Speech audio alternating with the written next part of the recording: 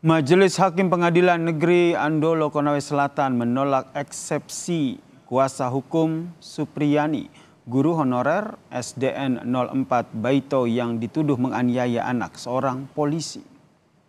Dalam putusan sela hakim saudara di Pengadilan Negeri Andolo Konawe Selatan, Majelis Hakim menolak eksepsi dari kuasa hukum terdakwa Supriyani dan meminta kasus dilanjutkan ke tahap berikutnya.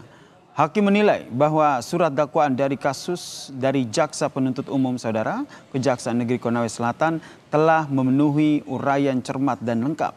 Majelis Hakim menimbang bahwa materi eksepsi kuasa hukum Supriyani tidak menyinggung dari pokok perkara. Selanjutnya untuk menguji surat dakwaan JPU, Hakim menetapkan untuk dilanjutkan ke tahap selanjutnya. Penasihat hukum terdakwa untuk seluruhnya telah menyatakan tidak dapat diterima. Menimbang karena perbuatan penasihat hukum terdakwa tidak diterima, maka pemeriksaan perkara ini harus dilanjutkan.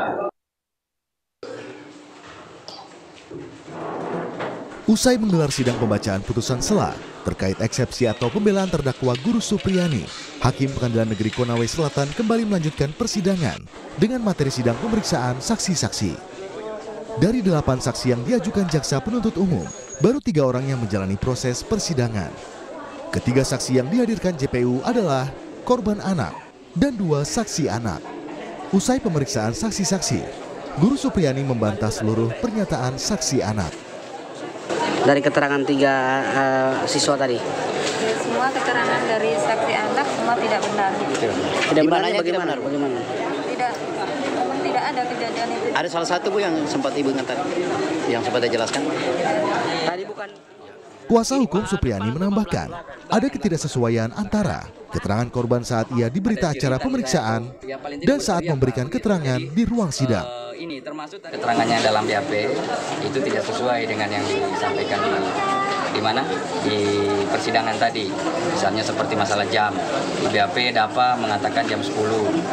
Itu kemudian di sini menyatakan lagi bahwa dia dipukul jam 8.30. Kemudian 2 anak tadi ada satu juga menyatakan lagi jam 10.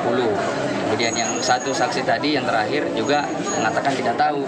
Tadi terungkap fakta bahwa katanya Dalva dipukul itu lagi dalam posisi berdiri kan, posisi berdiri. Di depannya ada meja dan di belakangnya ada kursi, kan? Nah kursi itu setinggi bahu kalau dia duduk. Jadi kalau dia berdiri, kursi itu tentu menutupi pahanya, kan itu lukanya sejajar toh, sejajar di paha. Nah makanya itu yang aneh kalau kita melihat bagaimana caranya dia dipukul sejajar paha, padahal kan di belakang kan ada penghalang. Persidangan ketiga akan dilanjutkan 30 Oktober dengan agenda pemeriksaan saksi-saksi. Sebelumnya, Aliansi Guru yang tergabung dalam Persatuan Guru Republik Indonesia PGRI bersama mahasiswa menggelar unjuk rasa di depan Pengadilan Negeri Andolo, Konawe Selatan, Sulawesi Tenggara. Aksi ratusan guru dan elemen mahasiswa ini guna memberikan dukungan moral untuk Supriyani yang tengah menjalani sidang dengan dakwaan penganiayaan anak.